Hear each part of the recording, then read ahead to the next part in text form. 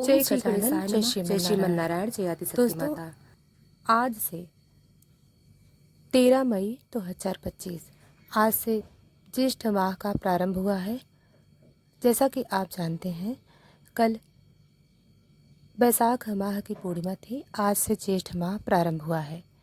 तो ज्येष्ठ माह की कथा हमारे चैनल पर रोज नित्य नियम से सुनेंगे। तो दोस्तों, वीडियो को लाइक सब्सक्राइब नहीं किया है तो कर लें, क्योंकि हमारी हर भक्ति वीडियो आप तक पहुंच सके। दोस्तों, ज्येष्ठ माह की कथा पढ़ने और सुनने से धार्मिक शास्त्रों के अनुसार कई शुभ फल प्राप्त होते हैं। इस माह को हिंदू पंचांग में बहुत पवित्र माना जाता है और इसकी कथा विशेष रूप से धर्म, पुण्य और तप का महत्व को दर्शाती है। ज्येष्ठ माह की कथा पढ़ने और सुनने से होने वाले लाभ के बारे में आइए जानते हैं। पुण्य की प्राप्ति हेतु कथा सुनने से व्यक्ति को अनेकों जन्म के पापों से मुक्ति मिलती है और पुण्य फल प्राप्त होता है। यह कथा धर्म, भक्ति, संयम और सेवा का महत्व बताती है, जिससे व्यक्ति के भीतर आध्यात्मिक उन्नति होती है। कथा सुनने से जीवन में आ रहे कष्ट, रोग और दोष दूर होते हैं। ज्येष्ठ माह में विशेषकर वट सावित्री व्रत की कथा सुनने से पति की लंबी आयु होती है और परिवार में सुख शांति बनी रहती है। इस माह में कथा व्रत करने से भगवान विष्णु और भगवान शिव की विशेष कृपा प्राप्त होती है। आइए सुनते हैं ज्येष्ठ माह की एक चमत्कार से भरपूर कथा, जो धर्म, तप और चतुराई से जुड़ी है। यह कथा एक साधु और चोर, एक राजा से संबंधित है। दोस्तों, बहुत समय पहले की बात है। एक नगर में राजा धर्मपाल राज्य करता था। वह न्यायप्रिय और भक्त राजा था। हर वर्ष ज्येष्ठ माह में वह नंगे पांव वनों में जाकर तपस्वियों की सेवा करता और कथा श्रवण करता। इसी दौरान एक दिन जंगल में राजा को एक अति तेजस्वी साधु मिला। वह बिना कुछ खाए पिए तप कर रहा था। राजा ने उसका आदर पूर्वक प्रक्षालन किया और पूछा, आपका चेहरा तो दिव्य है, लेकिन शरीर दुर्बल क्यों है? साधु ने कहा, राजन, मैं प्रतिवर्ष ज्येष्ठ माह में एक ही बार जल ग्रहण करता हूँ और बाकी समय भगवान विष्णु का ध्यान करता हूँ। राजा चकित रह गया। उसने उस साधु के पास एक रक्षक नियुक्त कर दिया, ताकि कोई उसे परेशान न करे।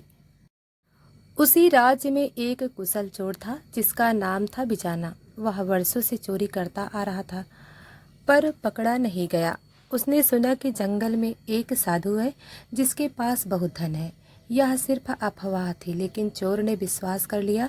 रात के अंधेरे में वह साधु की कुटिया में घुस गया, लेकिन जैसे ही उसने पग रखा, उसे लगा कि किसी ने उसका हाथ पकड़ लिया है। उसने देखा, कोई नहीं था, लेकिन उसका शरीर बर्फ से ठंडा हो गया था, बर्फ जैसा ठंडा हो गया था और वह मूर्छित होकर गिर पड़ा। सुबह राजा आया और चोर को साधु के चरणों में पड़ा पाया। राजा ने कहा, यह कौन है? साधु ने मुस्कुराकर कहा, यह वही है जिसे भगवान ने इस कथा के माध्यम से सच्चाई का अनुभव कराने भेजा। जब चोर होश में आया, उसने स्वयं कहा, राजन, इस महात्मा के पास आते ही मेरा मन शांत हो गया। अब मैं जीवन भर चोरी नहीं करूंगा, बल्कि हर ज्येष्ठ माह व्रत कथा का पालन करूंगा। राजा ने उसे क्षमा कर दिया। चोर ने सत्य मार्ग अपना लिया और साधु ने अंत में आशीर्वाद दिया, जो भी इस कथा को श्रद्धा से सुनेगा, उसके जीवन के अंधकार मिटेंगे और उसे मार्गदर्शन मिलेगा, चाहे वह कितना भी भटक गया हो। दोस्तों, ज्येष्ठ माह की कथा न केवल तप और भक्ति सिखाती है, बल्कि यह कथा भी दिखाती है कि सबसे बड़ा चमत्कार है आत्मा का परिवर्तन। दोस्तों, अब आइए श्रवण करते हैं वट सावित्री व्रत की पौराणिक कथा। प्राचीन समय की बात है। एक नगर में रघु नाम का एक गरीब धोबी अपनी पत्नी के साथ रहता था। वह अत्यंत ईमानदार परंतु अभागा था। दिन भर मेहनत करता, पर कोई लाभ नहीं होता। एक दिन उसकी पत्नी ने कहा, सुनो, ज्येष्ठ माह में यदि कोई व्यक्ति सच्चे मन से व्रत और कथा करे तो दुर्भाग्य भी भाग जाता है। रघु ने पत्नी की बात मान ली और व्रत शुरू कर दिया। वह रोज सुबह स्नान करता, पीपल की पूजा करता और साधुओं की सेवा करता। एक दिन कथा सुनने जाते समय वह रास्ते में एक साधु को बेहोश पाया। लोगों ने उसे नज़रअंदाज कर दिया। फिर रघु ने उन्हें पानी पिलाया और अपनी कमाई से फल खरीदकर उन्हें खिलाया। साधु ने आंख खोलते ही कहा, तुम्हारा भाग्य बदलने वाला है, आगे जाओ और एक पुराना सूखा कुआं खुदवाओ। 3 दिन तक खुदाई होती रही, कुछ भी नहीं मिला। लोग उसका मजाक उड़ाने लगे, मगर चौथे दिन कुएं में एक चमकती हुई संदूक दिखाई दी। संदूक खोली गई, उसमें सोने के सिक्के, एक शिवलिंग और एक पत्र था। पत्र में लिखा था, यह धन उस व्यक्ति के लिए है जो निस्वार्थ सेवा करता है और ज्येष्ठ माह में तप करता है।